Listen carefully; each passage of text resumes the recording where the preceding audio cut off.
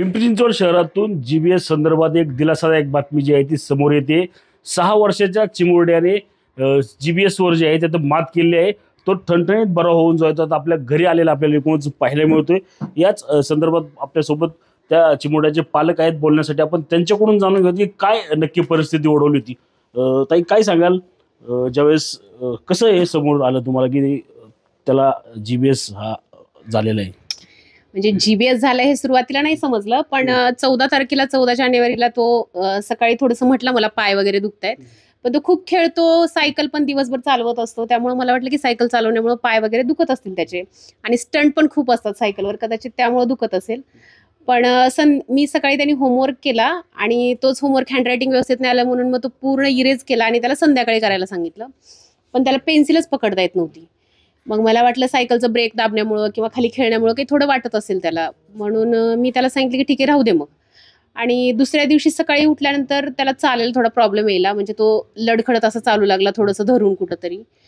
त्यामुळं मग मी तरी पण थोडंसं हे केलं, म्हटलं असेल खेळण्यामुळं असेल. आणि जेव्हा मी जॉबला जायला निघाले आणि त्याला पायऱ्या उतरायला सांगितल्या, तेव्हा त्याला 5-7 पायऱ्या उतरल्यानंतर तो जरा पडला खाली. तेव्हा माझ्या लक्षात आलं की ह्याला खरंच चालता नाही येते आणि काहीतरी प्रॉब्लेम आहे म्हणून. मग मी जॉबवरून आल्यानंतर त्याला डॉक्टर संदीप शिंदे म्हणून पेडियाट्रिशियन आहेत त्यांच्याकडे घेऊन गेले. त्यांनी काही ब्लड टेस्ट करायला सांगितल्या, त्या केल्या आणि रिपोर्ट त्यांना दाखवले. तर त्यांनी मला सांगितलं की त्याला आधीच्या वीकमध्ये ताप आलेला असल्यामुळे त्याच्या नसा वगैरे आखडल्या असतील, तर त्याला लगेच ॲडमिट करा. ठीक आहे म्हटलं. मग त्यांनी फिनिक्स हॉस्पिटलला ॲडमिट करायला सांगितलं आम्हाला.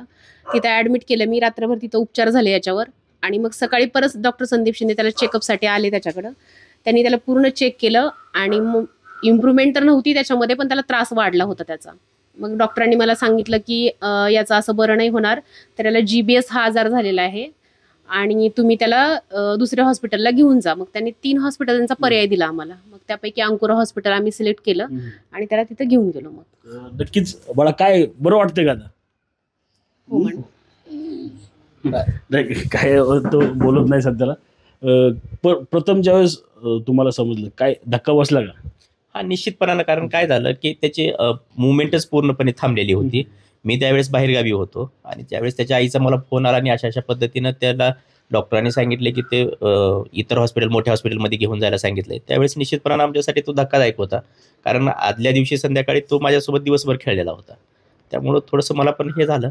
परंतु तात्काळ मी अंकुरा हॉस्पिटलला ॲडमिट करायला सांगितलं आणि मी लागलीच वापस आलो इथं. आणि त्यावेळेस डॉक्टर CJ मॅडम म्हणून होत्या तिथं, न्यूरोलॉजिस्ट.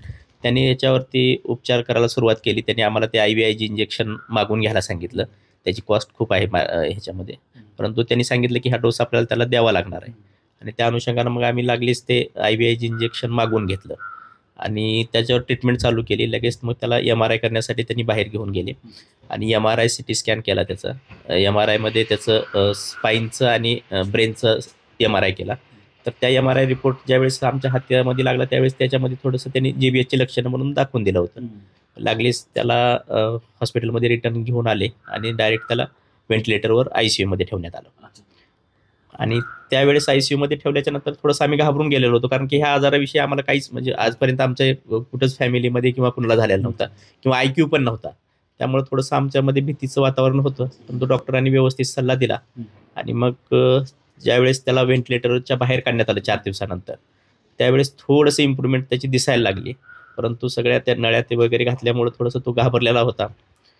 तर आम्ही पण थोडंसं शॉकिंग होतो. परंतु नंतर हळूहळू त्याच्यामध्ये इम्प्रूव्हमेंट होत गेली आणि ज्या दिवशी त्याला व्हेंटिलेटरवरून बाहेर काढलं आणि ICUमध्ये 4-5 दिवस ठेवून पुन्हा मग ज्यावेळेस जनरल वॉर्डामध्ये आला, त्यावेळेस परत आम्हाला डॉक्टरांनी सल्ला दिला की ते IVIG इंजेक्शनचा सेकंड डोस आपण त्याला देऊया. त्यावेळेस आम्ही थोडंसं म्हणजे घाबरलेलो होतो, कारण की एक डोस दिल्यानंतर परत सेकंड डोस दिल्यानंतर काय त्याचे दुष्परिणाम काय होतील का. परंतु डॉक्टरांनी आम्हाला सांगितलं की काही होणार नाही, आपण तो दिलं तर चांगलं राहील, कारण त्याची इम्प्रूव्हमेंट लवकर होईल आपल्यासाठी. मग परत आम्ही ते होकार दिला त्यांना आणि परत ते इंजेक्शन मागवून घेतले आणि ज्यावेळेस त्याचा सेकंड डोस कंप्लीट झाला त्यानंतर तो बऱ्यापैकी मुवमेंट करायला लागला. कशामुळं झाला असा अंदाज किंवा काही निदान समोर आलंय का? अजून तर निदान वगैरे समोर काही नाही आलेलं, पण आम्ही बाहेर पण खाल्लं होतं त्याच्या अगोदरच्या आठवड्यामध्ये जेव्हा, आणि बाहेरचं खाल्ल्यानंतर पण त्याला लूज मोशन तेव्हा सुरू झाले होते. आणि पाणी पण टेस्टिंगला PCMC वाले घेऊन गेलेले आहेत आणि फिल्टरचंच पाणी वगैरे आहे, त्यामुळं सांगू शकत नाही की कशामुळे झालेलं आहे ते. बरं, आता तुम्ही वेळीच त्यांना जे आहे ते मुलाला दवाखान्यात दाखल केलं, असं फायदा झाला असं वाटतंय? नक्कीच. कारण काय झालं, ज्यावेळेस आता आम्हाला हे GBSचा पेशंट असल्यानंतर ना, मग बाहेर ज्यावेळेस सगळ्यांना कळायला लागलं की बाबा GBS झाले, त्या अनुषंगाने मग बरेच लोकांचे फोन यायला लागले, किंवा पहिलं कुणाला जर झाले असेल तर त्यांचे रेफरन्स यायला लागले की आमच्या इथं आमच्या नातेवाईकाला असं झालं होतं. परंतु मग तो रिकवर होण्यासाठी त्याला बरेच दिवस लागले, म्हणजे 2 महिने लागले, 6 महिने लागले. तर त्या अनुषंगानं जर आमच्या पेशंटकडे बघितलं तर तो निश्चितपणानं 15 दिवसामध्ये त्याची जी इम्प्रूव्हमेंट आहे, जे इतर पेशंटची 3-3 महिन्यानंतर जी इम्प्रूव्हमेंट होते ते ह्याची आज 15 दिवसामध्ये झालेली आहे. त्याच्यामुळे एक समाधानाचं वातावरण आहे. योग्य वेळी योग्य उपचार मिळाल्यानंतर ना निश्चितपणानं GBS हा आजार बरा होतो. ताई, अन्य पालक जे आहेत आपण पाहतो की मुलांना तुमच्यासारखंच बाहेर घेऊन खायचं, तर काय आव्हान करायला? मला असं वाटतं की बाहेरचं विचारपूर्वकच खायला पाहिजे आणि पाणी वगैरे मुलांना उकळून द्यायला पाहिजे त्यांनी. आणि मुलं जर सांगत असतील पाय दुखतोय, हात दुखतोय, मी फार चूक केली मोठी की त्याचं तो खेळतोय म्हणून दुखत असेल वगैरे, पण जर मुलं सांगत असतील तर त्याचं दुखतंय काही, तर लवकरात लवकर डॉक्टरांना दाखवायला पाहिजे त्यांनी. नक्कीच लवकरात लवकर उपचार जे आहेत ते त्या GBS वर झाल्यानंतर आपण पाहू शकतो की 15 दिवसाच्या आतमध्येच हा 6 वर्षीय चिमुरडा जो आहे तो आता आपल्या घरी आलेला एकूणच ठणठणीत आपल्याला एकूणच पाहायला मिळत आहे. रणजित जाधव, TV9 मराठी, पिंपरी चिंचवड.